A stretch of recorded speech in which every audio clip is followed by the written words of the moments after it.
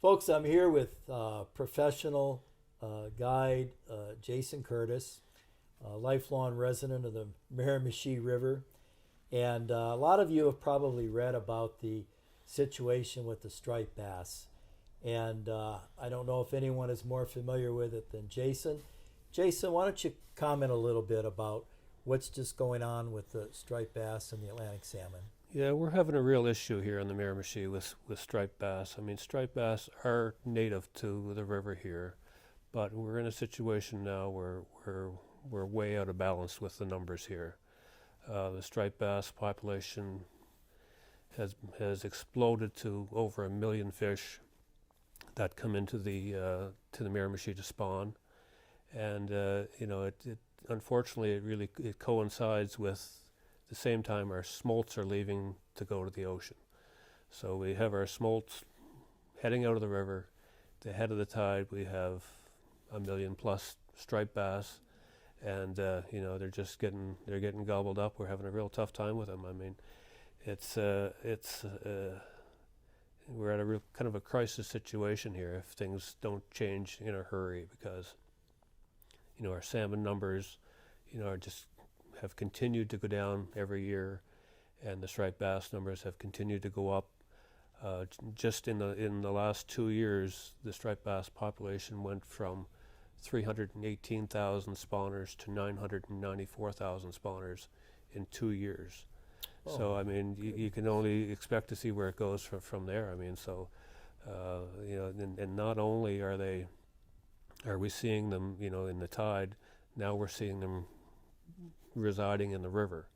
So we have striped bass now all summer up into the headwaters of our river. So not only are they eating our smolts on the way by when they're leaving, they're now living in the river here and gobbling down on our salmon par.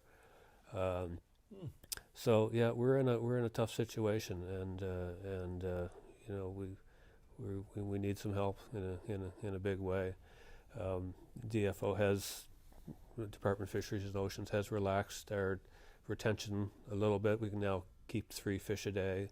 They've started a very limited commercial fishery for the Aboriginal people, which is great. I mean, we need that to happen. We only wish they could take more, and hopefully they will be able to take more as the years go along. But it's really indescribable the amount of bass that are in the river. I mean, to the point where you really at times can't even motor the boat without hitting them. It's that it's like I say, it's indescribable. It's crazy. Well, I feel badly about this because the Miramichi River has meant so much to me over so many years with Atlantic salmon fishing, and to think that it's in jeopardy is very disturbing. And let's hope that the right people find a solution. Yeah, for sure. And I mean, a friend of mine said this summer, it's hard to imagine the Miramichi River without salmon in it. But if That things, could happen. but if things keep going the way they are, that will happen. Not good. It will happen. So, it just breaks my heart to see it going on.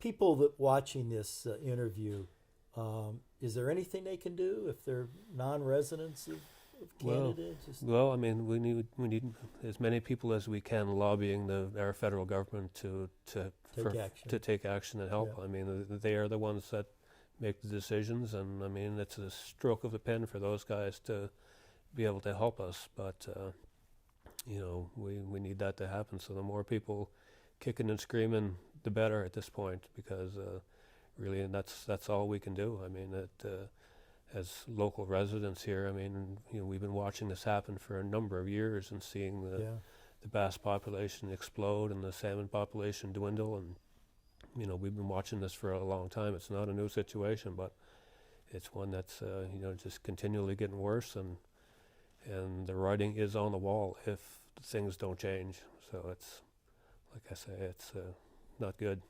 Well, let's pray for the king of sport fish, the Atlantic salmon. Yeah, for sure. It's we need all the help we can get right now. Thanks, sir. Thank you very much. Yeah. Appreciate it.